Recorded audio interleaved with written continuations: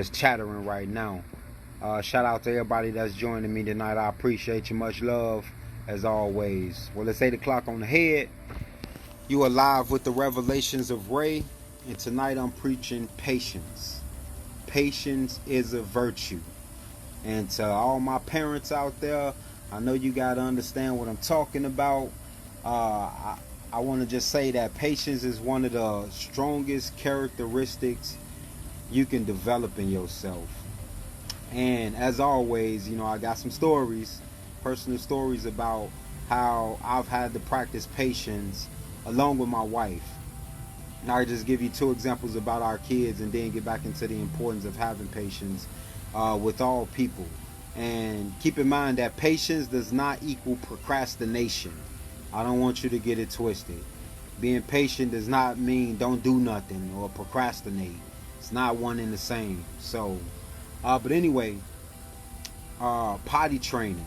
For all my parents out there, when it came to potty training, a lot of parents that would like to tell you what to do or do this, really wanted to rush us to, make sure we got our son potty trained. And, and then there was our parents who were like, just let it happen naturally. So there were some of those patient people out there. But we had to be patient with it, and allow our kid to grow and learn his body. This being Dre, our oldest child, because Elijah kind of picked up on it quick after she been able to watch her brother do it. So, we really, kept our patience with him. We didn't try to force anything and, make him sit on the toilet. We just talked to him. We would actually show him, or I would, go to the bathroom, or Stevie would go to the bathroom and let him watch, just so that he can get it through his mind of how to use the bathroom first of all, and just keep reminding him of the feeling that he would get when he needed to go to the bathroom. So anybody that's a parent out there, or if you got nieces and nephews, you know how trying it could be to get your kids to potty train. And that's just one example of us being patient. Another one, here recently, again with my parents, if you've had your children up until a certain age sleep in the bed with you and your spouse. So here's another one where people are like, you got to get them out of the bedroom. No, you have to have them sleeping in their own room. Like, just put them in there, let them cry, let them do whatever until they just sleep in their own room. And we're like, that sounds like torture. We're not gonna do that. And what's up, buddy? I told y'all he was gonna run up. You done? All right, daddy's doing his vid. So Dre's 5 and Elijah is 2, about to be 3. He's about to be 6 here in a few months, and he has slept in our room, indoor, our bed, up until 2 weeks ago. And we never forced him out of the room. We never forced him into his own bed, and we just let him sleep with us. And just a couple weeks ago, last week actually, my wife started taking them to the room and laying down with them in their room, talking to them, reading them a book, and then would allow them to stay in that room, in Dre's room, and Elijah and Dre was sleeping there. Now they'll wake up and come in our room at like 3 or something in the morning, but they start off sleeping in their own room. And just here as of 2 nights ago, she put them in there without having to stand there with them, and they both slept in there through the night. And it's, mind you, 5 years of not trying to force, just being patient and letting it come naturally to the point where it felt right to say, okay, they're ready to, at least Dre is, and if Dre is, now we've trained Eli even at an earlier age to sleep, well, my wife has, I have to give her the credit for that, to sleep in their own room when they were ready.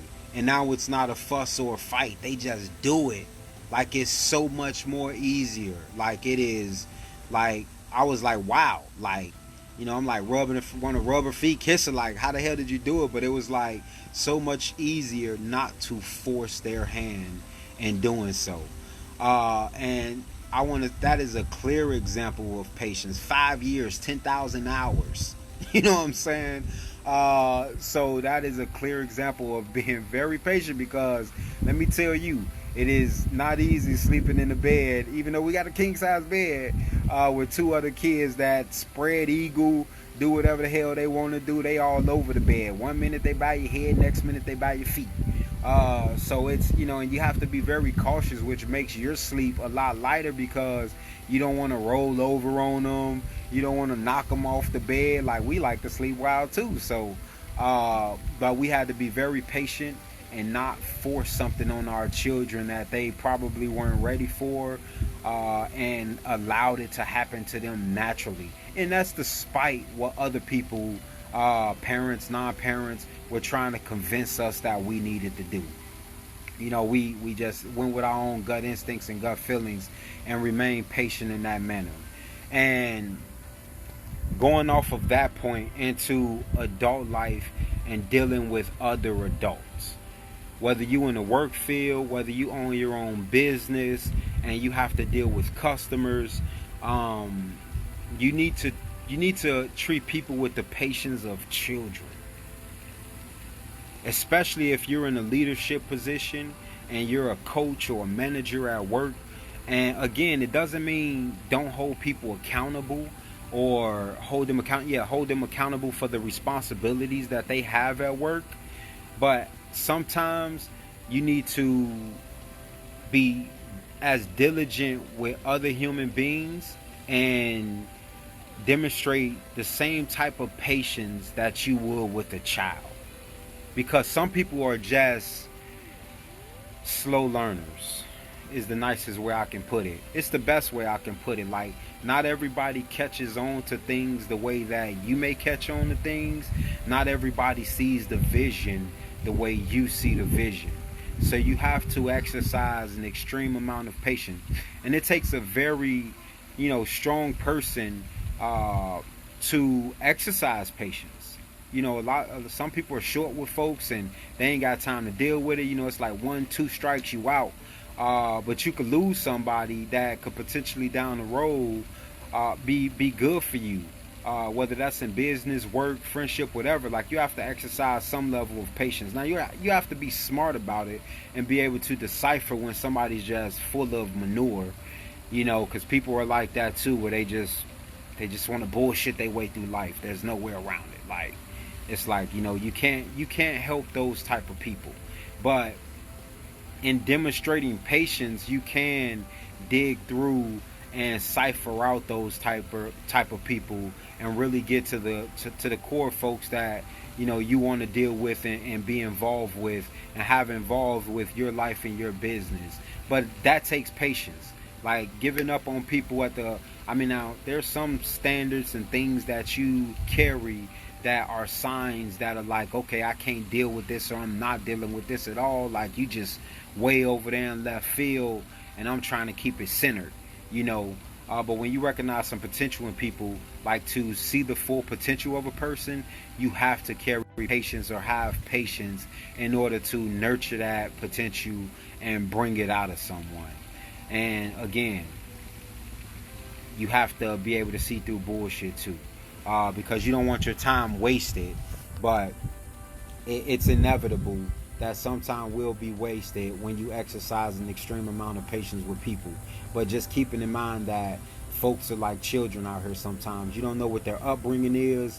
You don't know what their background totally is outside of a piece of paper or what they tell you up front. So, to really get to know somebody, you have to be patient and be willing to take the time to learn someone. And, like they say, patience truly is a virtue. If this goes back to my not having expectations of the last revelations I had of lowering your expectations of other people, and to do so you still have to be patient, so that you don't get yourself all flustered when things don't go the way that you think they're supposed to go. So if you could develop anything and try with yourself, like, be patient with yourself. If you're on a workout plan, like, don't think things are going to happen overnight. You have to understand that Rome wasn't built overnight. It all takes time, and be patient with yourself to know that the results are coming. You just got to stick with it. You know, you got whatever it is. If you start off walking a mile a day, then you get up to walking a mile, running a half a mile. You have to have that patience and that, you know, that perseverance to stick with it. But be patient with yourself. If there's a top 3 skill you could develop, patience is definitely in my top 3. You have to have patience. So that wraps up my 10 minutes here on the Revelations of Ray. I just want to get on here and talk to you guys about that. I hope it, you know, kind of hopefully helps you understand a little bit about what it takes to be a coach, to be a manager, to be the best version of yourself. And that's really kind of what these talks that, and these are things that I'm learning as I go along in life and have learned. So I'm just hoping that I continue to build upon these lessons that I've learned, and along the way can give some tidbits like this to other folks that, you know, develop your patience with yourself and with other people. Life will be a lot better, a lot more peaceful, a lot more loving. So that's my Revelations with Ray. Thank you for joining me. As always, I love you. Peace. The grayscale is going black.